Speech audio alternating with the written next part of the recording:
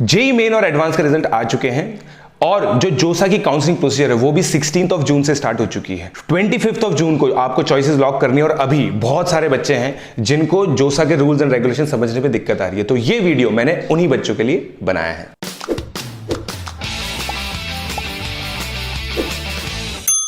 Hello students, मेरा नाम है प्रशांत जैन और मैं एक काउंसलिंग एक्सपर्ट हूं और इस वीडियो में हम लोग जोसा के जो भी बिजनेस रूल्स हैं उनको ब्रीफली डिस्कस करेंगे। सबसे पहला जो स्टेप है वो है लॉगिन करने का। जिन भी बच्चों ने अभी तक रजिस्टर नहीं किया है उनको josa.nic.in पर रजिस्टर करना है। यूजर नेम और पासवर्ड आपके जेईई मेन के होंगे। उसके बाद एक कैप्चा आता है, उस कैप्चा को आप भर के अंदर जा सकते हैं। अंदर जाते ही कुछ ऑप्शंस आएंगे जिसमें सबसे पहला ऑप्शन आएगा अपडेट योर कॉन्टैक्ट डिटेल्स। उसमें आप अपनी कॉन्टैक्ट डिटेल्स और एड्रेस वगैरह सब देख लीजिए जो आपकी प्रोफाइल है। उसमें अगर आपको कुछ भी चेंजेस करने तो आप वो चेंजेस कर सकते हैं, क्योंकि ये ही जो कम्युनिकेशन वो करेंगे जेईई अथॉरिटीज करती हैं, वो कम्युनिकेशन आपकी इंफॉर्मेशन के हिसाब से ही होगा। उसके बाद क्या होता है कि जो 600 प्लस चॉइसेस होती हैं उसको फिल करने का नेक्स्ट स्टेप होता है। अब देखिए, जोसा की जो वेबसाइट है उस पर ओपनिंग और क्लोजिंग रैंक मेंशन्ड है। उसके बेसिस पर और बहुत सारे जो कॉलेज प्रेडिक्टर्स हैं डिफरेंट इंस्टीट्यूट्स के, उनको यूज करके आपने अब तक अपना प्रेफरेंस ऑर्डर बना लिया होगा। इस प्रेफरेंस ऑर्डर को आप भर सकते हैं। ये जो फिलिंग ऑफ द चॉइसेस ये फ्री ऑफ कॉस्ट, कोई भी बच्चा इसको भर सकता है जिसकी जेईई मेन और एडवांस में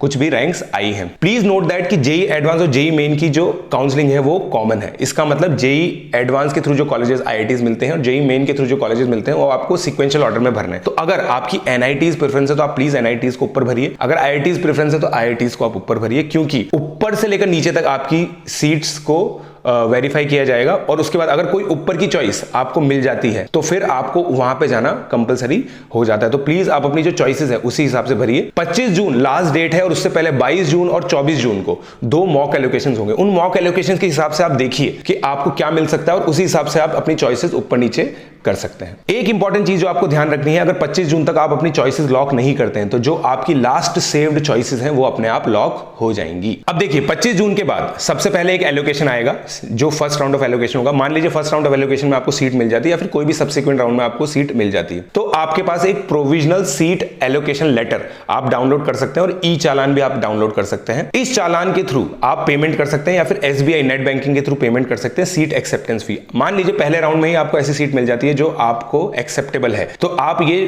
फी भर सकते हैं। ये फी 15,000 है एसटी, एससी और सभी तरह के पीडब्ल्यूडी स्टूडेंट्स के लिए। बाकी सारे स्टूडेंट्स के लिए ये जो फी है वो 35,000 है। ये जो फी है ये जब सीट एक्सेप्ट हो जाएगी उसके बाद जब आप इंस्टीट्यूट पे रिपोर्ट करेंगे तो जो एडमिशन फी है उस इंस्टीट्यूट की उसमें ये फी एडजस्ट कर दी जाती है ऑटोमेटिकली।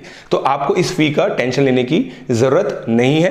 पेमेंट जैसा मैंने आपको बताया एसबीआई नेट बैंकिंग या फिर ई चालान के थ्रू ही होता है। जैसे ही आप सीट एक्सेप्ट कर लेते हैं आपको एक और इंपॉर्टेंट चीज ध्यान रखनी पड़ेगी। हर एक राउंड के बाद डॉक्यूमेंट वेरिफिकेशन स्टेप होता है। ये जो पूरी टाइमलाइन है ये जोसा की वेबसाइट पे अवेलेबल है। हम लोग उसका जो डॉक्यूमेंट का डिटेल है वो भी इसके अंदर अटैच करेंगे एंड में। प्लीज इस चीज को ध्यान रखिए कि उसी डेडलाइन के अंदर आपको रिपोर्ट करना है। अगर आप रिपोर्ट नहीं करते हैं तो it may lead to cancellation of your allocated seat. और ये जो डेडलाइंस है वो बहुत स्ट्रिंजेंट है, तो प्लीज इस चीज का स्पेशली ध्यान रखिए। Next reporting centres. अगर आप आईआईटीज के अंदर आपको सीट मिलती है तो 18 रिपोर्टिंग सेंटर्स हैं जो जोसा की वेबसाइट पे अवेलेबल है। उसके अलावा जो एनआईटीज है जेईई मेन के थ्रू अगर आपको कोई सीट एलोकेट होती है तो एनआईटीज और जो अदर इंस्टीट्यूट्स है जो लिस्ट अगेन जोसा पे अवेलेबल है वहां पे आपको रिपोर्ट करना है। अगर आप जैसा मैंने आपको बताया स्ट्रिंजेंट काफी डेडलाइंस है रिपोर्टिंग की, अगर आप उसके अनुसार रिपोर्ट नहीं करते हैं तो आपकी जो कैंडिडेट है वो लॉस मान लिया जाएगा, या फिर अगर आप सीट से विड्रॉ करते हैं। इन दोनों ही केसेस के अंदर आपको सीट एक्सेप्टेंस फी में से 1500 रुपीज काट के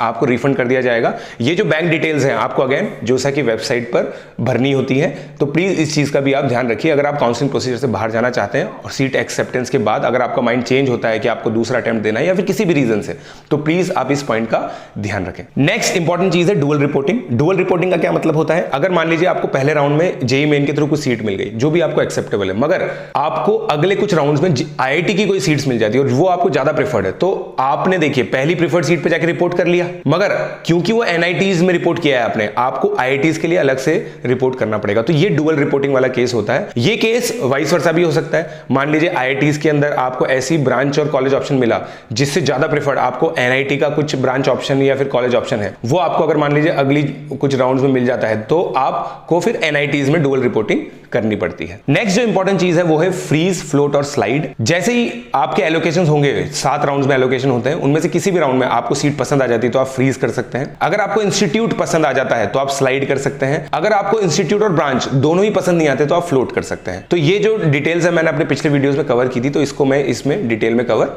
नहीं करूंगा। नेक्स्ट है डॉक्यूमेंट रिक्वायरमेंट। डॉक्यूमेंट क्या क्या रिक्वायरमेंट है? अगर मान लीजिए आप OCI स्टूडेंट हैं तो आपको नेशनैलिटी का रिकॉर्ड आपको शो करना पड़ेगा। नेक्स्ट जो होता है वो आपकी 10th और 12th की मार्कशीट्स होती हैं। सेकेंड मतलब फिर एक जेंडर का होता है, अगर आप फीमेल ओनली सीट्स के लिए ऑप्ट कर रहे हैं, ठीक है। उसके बाद कास्ट का सर्टिफिकेशन होता है, आपकी इनकम का सर्टिफिकेशन होता है EWS के लिए। उसके अलावा आपका जो होम कोटा है, अगर मान लीजिए आप आंध्र प्रदेश कोटा से NIT वारंगल में जा रहे हैं तो वो कोटा आपको प्रूव करना पड़ेगा। तो ये सारे जो डॉक्यूमेंट्स की लिस्ट होती है, ये अगेन जोसा की वेबसाइट पे अवेलेबल है, इसको आप देख सकते हैं। इन डॉक्यूमेंट में अगर कोई सी भी दिक्कत होती है तो क्लियरली जोसा ने अपने बिजनेस रूल्स में लिखा हुआ है कि बच्चे की जो सीट है वो कैंसिल की जा सकती है। सो आई होप आपको ब्रीफली मैं ये समझा पाया हूंगा कि क्या चीज आपको ध्यान रखनी है। प्लीज जो टाइमलाइन है जोसा की उसको बहुत ध्यान से देखिए, क्योंकि वो टाइमलाइन बहुत स्ट्रिक्ट है। बहुत सारे लोगों को ऐसा हो सकता है ट्रेन के टिकट्स ना मिले रिपोर्टिंग करने के लिए, तो आप अभी से कुछ ऑल्टरनेटिव अरेंजमेंट्स करके रखिए, क्योंकि उन डेडलाइंस पे आपको रिपोर्ट करना जरूरी है। फाइनल जो रिपोर्टिंग होती है जो इंस्टीट्यूट में जहां पे आप एडमिट होंगे,